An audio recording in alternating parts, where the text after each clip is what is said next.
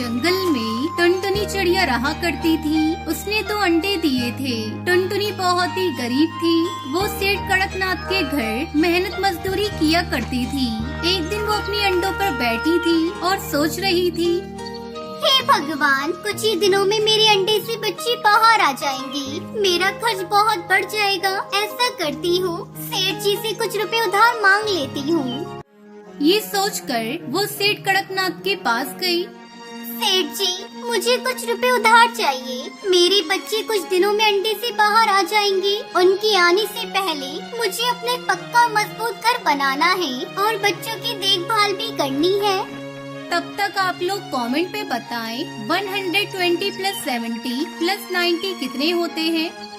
अब मैं तुम्हें 1 रुपए भी उधार नहीं दूंगा। तुम पिछले महीने ही उधार लेकर गई थी, अभी तक उसे नहीं चुकाया। चलो जाओ यहाँ से। उदास होकर टुनटुनी अपने घोंसले में लौट आती है। हे भगवान, तुम मुझे और कितना दुख दोगे। मैं अकेली कैसे अपने दुख को दूर करूं? भगवान, कोई तो रास्ता दिखाओ। थक हार कर टुनटुनी चिड़िया सो जाती है। अगले दिन जब वो सोकर उठती है तो देखती है कि बाहर बारिश हो रही थी। हे भगवान, अब मैं क्या करूं? बारिश का मौसम तो शुरू हो गया। मुझे किसी तरह अपने अंडों को बचाना होगा। टुनटुनी अपने दोनों अंडों को लेकर अपनी सहेली टूनी चिड़िया के घर जाती है। अरे ओ टूनी बहन, दरवाजा खोलो। मैं टुनटुनी हूँ। बहन, बाहर बहुत तेज बारिश हो रही है। अरे टुनटुनी, इतनी तेज बारिश में मेरे घर क्या करने आई हो? टूनी बहन, मेरा घर बहुत कमजोर है और जोरों की बारिश हो रही है। मेरा अंडा खराब हो जाएगा। मेरे अंडों को अपने घर में रख लो। नहीं नहीं, मैं तुम्हारा अंडा अपने घर में नहीं रख सकती। तुम कहीं और जाओ। टूनी चिड़िया अपने घर का दरवाजा बंद कर देती है। इतनी तेज बारिश में कहाँ जाऊँ? मुझे कुछ समझ में नहीं आ रहा है। तभी उसे कालू कौवे का घर दिखाई देता है। कालू भैया, अरे कालू भैया, मेरे अंडे अपने घर में रख लो कुछ समय के लिए। इतनी तेज बारिश में मेरा अंडा खराब हो जाएगा।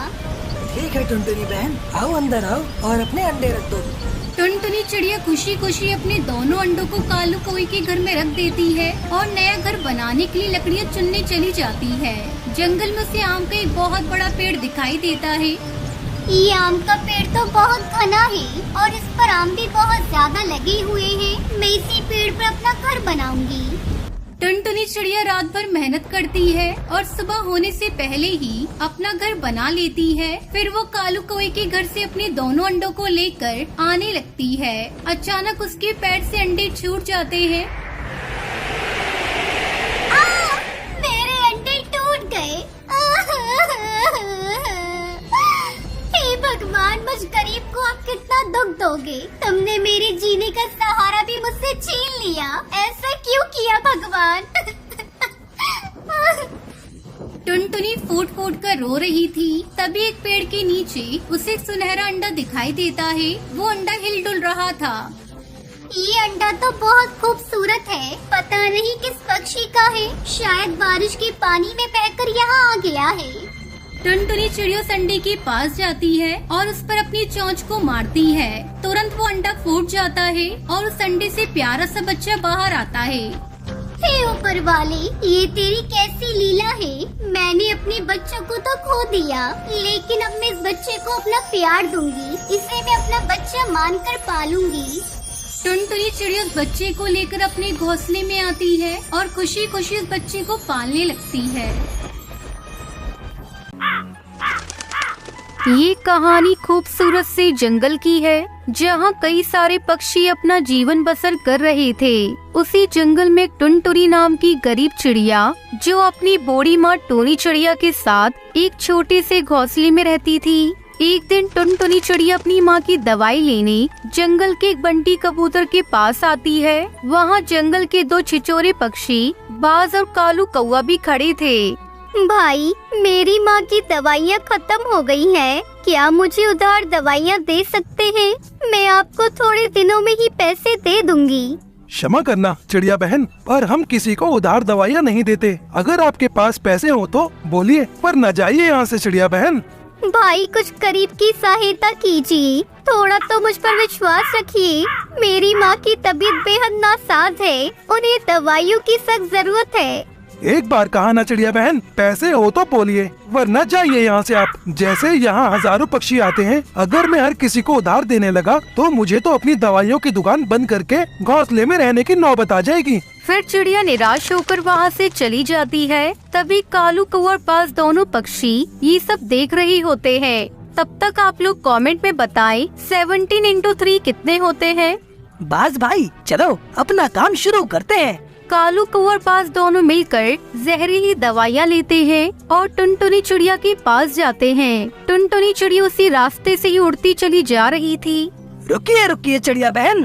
अरे आप दोनों कौन हैं? चिड़िया बहन, जब आप अपनी माँ के लिए उस बंटी कबूतर से दवाइयाँ मांग रही थी तब हम दोनों वहीं खड़े थे। ये लीजिए आपकी माँ के लिए दवाइयाँ। ये दवाइयाँ हम दोनों ने अपने पैसों से ली हैं और आपको इस दवाई के कोई भी पैसे नहीं देने हैं। ये हमारी ओर से तुम्हारी माँ के लिए हैं। आपका बहुत बहुत धन्यवाद पक्षियों, आपने मुझ गरीब की बड़ी सहायता की है। टुनटुनी चिड़िया भावनाओं में बहकर बिना देखे ही उन दवाइयों को लेकर अपने साथ अपने घोंसले में आ जाती है और आते ही अपनी माँ को वो जहरीली दवाइयाँ खिला देती है। दवाई खाने के बाद ही टूनी चिड़िया की मृत्यु हो जाती है। तभी कालू कौवा बाज जंगल के कुछ पक्षियों को बाहर लेकर आते हैं और टुनटुनी चिड़िया के बारे में सारे पक्षियों को अनगिनत झूठी कहानियाँ बनाकर भड़का देते हैं। हाँ पक्षियों, हम दोनों ने खुद अपनी आँखों से देखा है। इस टुनटुनी चिड़िया ने उस बंटी कबूतर की दुकान से जहरीली दवाइयाँ ली और अपनी माँ को दवाई खिला दी ताकि उसकी माँ इस संसार से चली जाए। अपनी माँ की बीमारी से तंग आकर इस टुनटुनी चिड़िया ने अपनी ही माँ की जान ले ली। ये सब झूठ है पक्षियों। ऐसी चिड़िया का इस जंगल में रहना बेहद खतरनाक है। जब ये अपनी माँ की जान ले सकती है तो ये किसी को भी नुकसान पहुँचा सकती है। मैं तो कहता हूँ इस चिड़िया को मार मार कर इस जंगल से बाहर निकाल दो।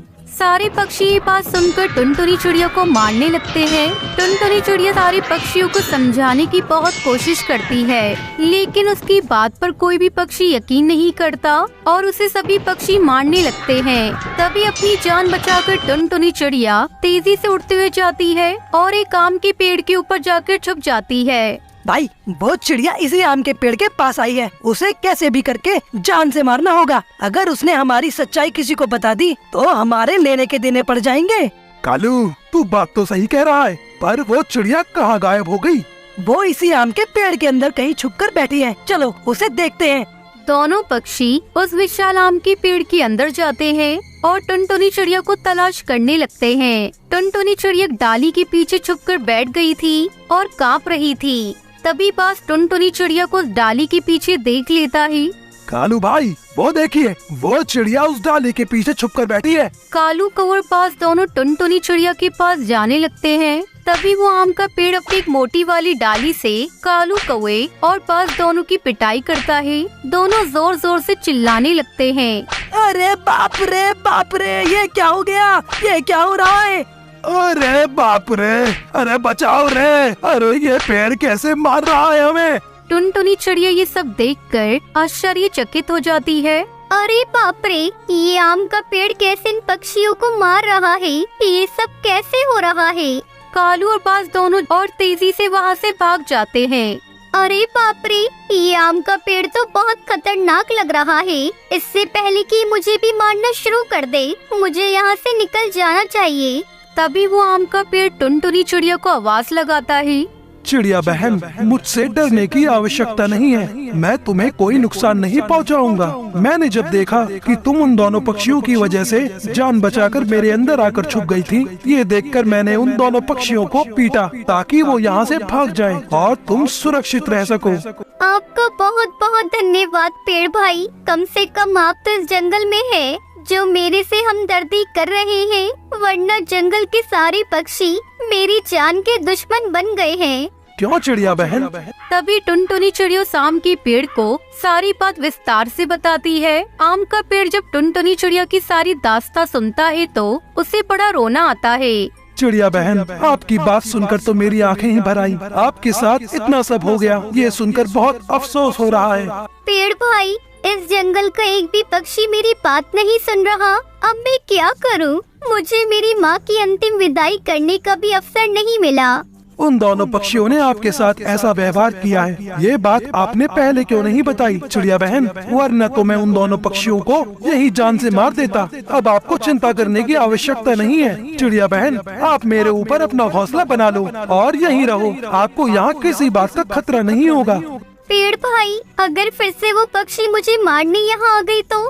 चिड़िया बहन, अब मैं आपका दोस्त हूँ, आने दो उन दोनों पक्षियों को। मैं ऐसा मजा चखाऊंगा कि वो अपने आप को नहीं पहचान पाएंगे। अब आप यहाँ आराम से रहो। आम का पेड़ तुरंत अपनी एक डाली पर एक बड़ा सा घोंसला बना देता है। उसके बाद टुनटुनी चिड़िया उस आम के पेड़ के ऊपर उस घोंसले में रहने लगती है और उसी आम के पेड़ के आम खाकर अपनी बाकी जिंदगी खुशी खुशी गुजार देती है।